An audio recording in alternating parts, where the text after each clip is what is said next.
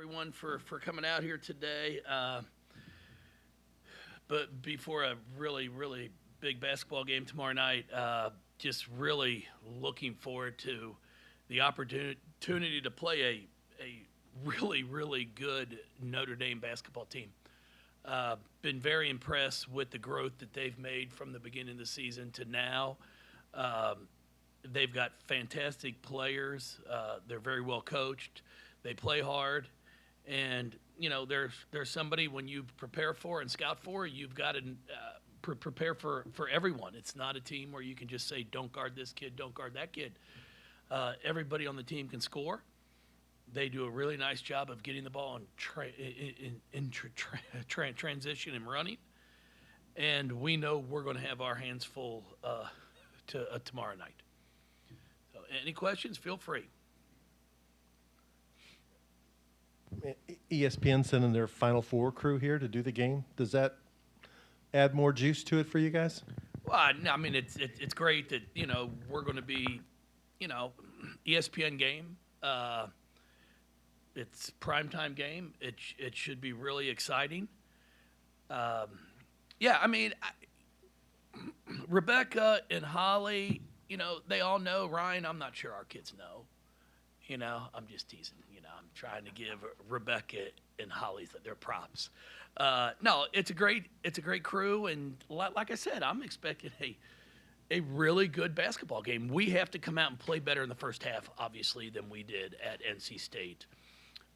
Defensively, we were really bad the entire first half. What covered it up in that first 5 minutes of the first quarter was the fact we scored.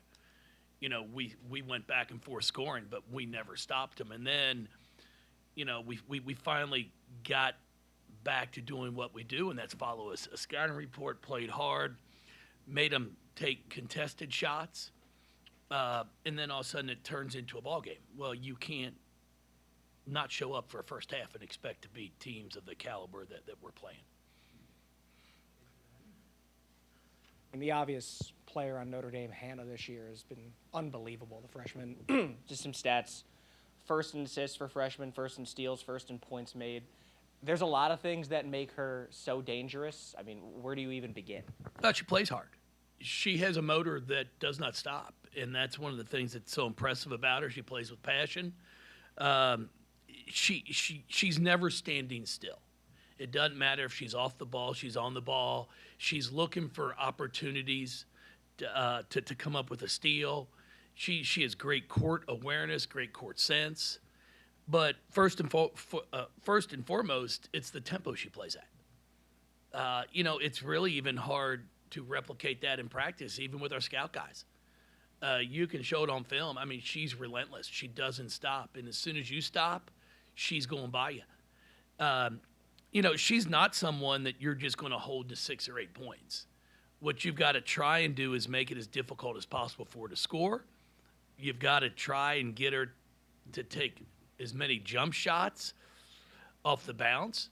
But she does such a great job of getting to the rim. And then if you back off of her, she's shooting it a 40% clip from the three-point line. So hats off to her because she is having an incredible season. Jeff, I guess this stretch of games that you're playing, how much do you feel like this team, no matter what the outcome is, can really gain from it, especially with the tournament just a few weeks away? Well, you're going to gain a win or lose in one way or the other. I prefer to gain from a win.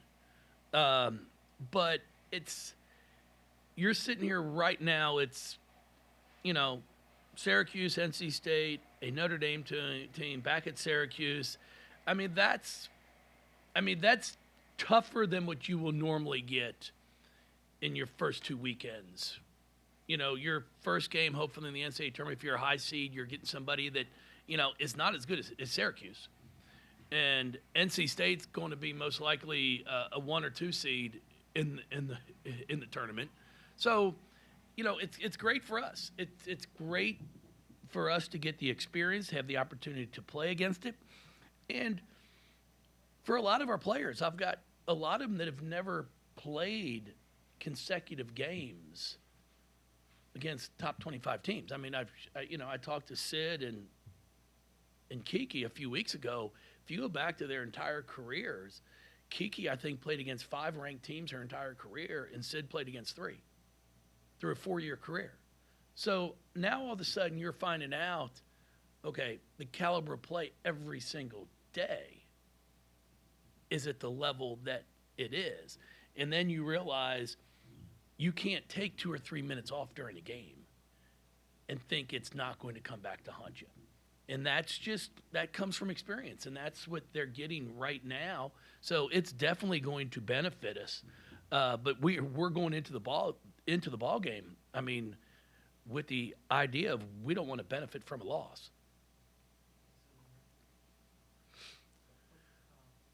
And after the NC State game, just what needed to maybe go into work these past few days at practice coming into a game like this? Obviously 2 different teams, but what's something that maybe you wanted to really hone in on after a loss like that to NC State? Well, there's nothing that we're really trying to hone in on. I mean, we just have to play more consistent basketball. I mean, our second half, we came out and played really well. So it's not like it's not in us, and it's not like, we can only do it for 4 or 5 minutes. Now it's just a matter of putting a 40-minute game together, especially against teams of this caliber.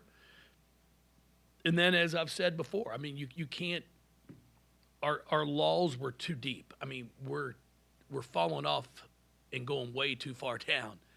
We were playing at a high clip there for about the first 5 minutes, and then all of a sudden, for the last 5 of the first quarter, it's too big of a drop. It's 26 to 22, 4-point game, and then we have a complete breakdown to end the quarter and give them an uncontested layup on a fake handoff that we had gone over for 3 days. It's things like that you can't, that are unacceptable if you want to compete to win those games. And that's all it takes is 3 or 4 minutes of not being dialed in and at your best, and it's ball game. Your rivalry, I guess it is, with Notre Dame goes back to the Big East days and had a lot of epic games with them. You're aware of it. Because there's so many of your players are new, do they sense a rivalry with Notre Dame at all? Well, you've got O and Nyla and Riss that have played in it, but everybody, you talk about it. You talk about knowing that this is one of the 3 teams we played twice, or 4 teams that we played twice. And it's a big game. I mean, everybody knows the great games that we've had back and forth for the last 10 years. And it makes it exciting. They have a great team. Neil does a fantastic job. It's fun. It's fun to compete against the best. And I think that's why these kids that come here, they want the opportunity to compete against the best. Some of those better games have been here with the crowd. The crowd obviously knows the rivalry. What do you kind of expect out of your crowd on a night like this? Well, I'm hoping to get 10, 12,000 in here. I know it's a 6 o'clock start instead of the traditional 7, but I'm hoping we get a loud crowd in here. And not just for us, but if you appreciate good basketball. I mean, everybody talks about wanting the opportunity to come out and watch good basketball. We can't put any better out here for you. You've got two top 15 teams, and you've got a player who's not only, I think, the leading candidate for freshman of the year with Juju Watkins, but a kid that can easily be a first-team All-American. So you're going to see some dynamic basketball players, and I think 2 great teams. So if you want to see good basketball, get off your couch and come down here and watch, because you will get the opportunity to see some really good ball.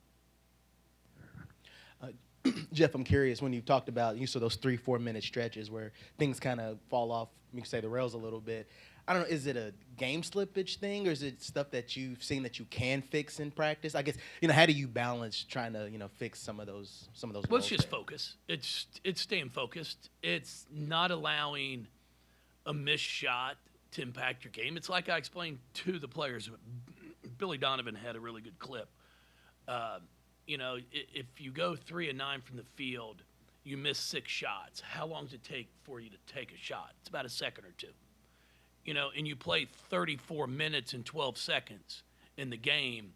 So you miss 6 shots at 12 that takes 12 seconds. So you let those 12 seconds dictate your 34 minutes. And it's so true what kids do. They miss a shot, and that's going to impact them for the next 4 minutes. Where in reality, you're out there for 34, 35 minutes, possibly 25, 26, and you're only taking shots that actually impact the game for maybe 10, 12 seconds. So we've got to get mentally tougher to not let a missed shot cause us to doubt ourselves, put our head down, and then you don't sprint back on defense, you don't box out, and then before you know it, it's turned into a layup, a turnover, and now it's 3 possessions where a 2-point game's an 8-point game, and now you're climbing uphill the entire way. Jeff, you talked about, just trying to reiterate to a lot of these new players, just the level of basketball that you want to play at, but also how much do you depend on Nyla and Olivia and Marissa to also kind of be those player leaders to kind of rally the troops and allow them to realize what kind of basketball you guys are going to have to play? Well, we've talked about it. And Nyla and Riss have been through it, which is great. And those other kids are good. Like Nina played in the SEC, so she's played against top teams. And Kiki is holding her own, and Sid, it's just a matter of getting them to understand you got to do it for 40 minutes. You can't come out and just do it for stretches. And I like where we are, and I'm really excited to see where we end up, because at the end of the day, that's our ultimate goal, is be playing our best towards the end. But right now, I'm looking forward to seeing what kind of progress, what kind of steps forward we make for tomorrow's game. Up off track a little bit, looks like Angel McCautry has also added fashion designer to her resume, designing the uniforms that you guys are going to wear tomorrow. I guess it's been a while since she's played, but how big of a presence has she been, just even after she's graduated? Angel's special.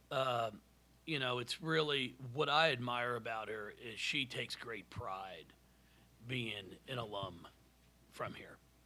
Throughout, since she's graduated, she's always on social media. She's on Twitter after games, congratulating us. I text with her back and forth.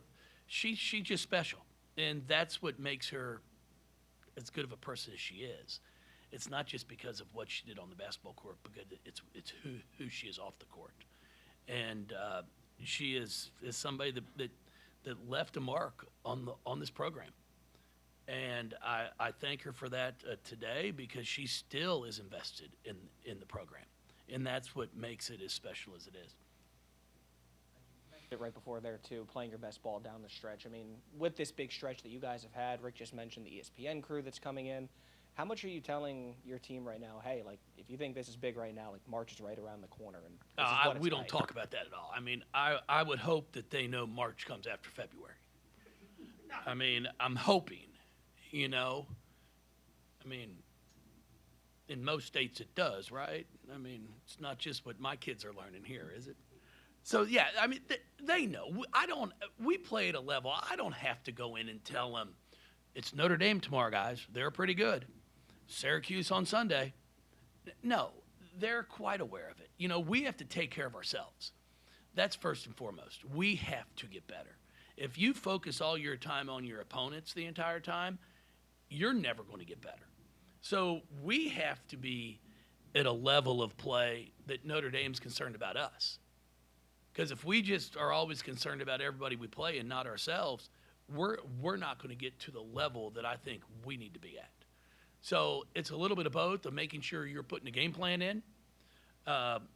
We understand what we're going to try to do to slow them down. You're not going to stop them. But then what do we have to do at the offensive end to make sure we execute, to make sure we get good shots, make sure we take shots within the offense, make sure we take shots that are good shots for that individual player. Because I thought on Thursday or on Monday our problem was we took a couple shots in the second quarter that nobody thought we were going to take. So then all of a sudden we're getting beaten in transition defense because you're shooting it when I have no idea you're going to shoot it because I'm not expecting you to. and now we end up giving up a layup or an M1. Those are the things that we talked about, and I'm looking forward to seeing how we improve in those areas. Ivy took over from a legendary coach, and that's not easy to do. How has she changed the way Notre Dame does things since she's been there? Well, I think she's kept things going. I mean, you know, they had a year or two there in the transition right at the end that they were trying to get things back up, but it's Notre Dame. So Neil's worked extremely hard with her staff. They've brought in some extremely talented players, and at the end of the day, that's what it comes down to. Players make plays. We can coach them up, and that's our job to make them better. But I mean, you know, as we say, being here in Louisville, I've never seen a donkey run in the Derby. You know, so you're not going to put a player out there that can't play and expect to win. Sure, it's our job to get them better, but a lot of these players that we're all recruiting are coming in pretty darn good, and Neil's done a great job recruiting. You were talking about Angel. You've never been one to seem to worry too much about what the uniforms look like or anything like that during your career, but they do have a lot of opportunities, your team. And can you kind of speak to, I mean, these look pretty cool tomorrow night. Have you seen those and the opportunities they get with the different uniforms and things? Oh, it's neat. I mean, kids love, players love the new gear, the swag, the different items that, you know, even Donovan makes sure our women's team has, as well as the men's team with his gear, with Adidas. And then you've got Angel, who collaborated with them to design the uniform for tomorrow's game. It's great, and she put her little touch on it. Put the 4 years of the Final Four. She signed the shorts and different things. We're fortunate to have a partnership with Adidas, who allows past players to continue to have an impact on our program. All right, everybody. I appreciate y'all. Thank you.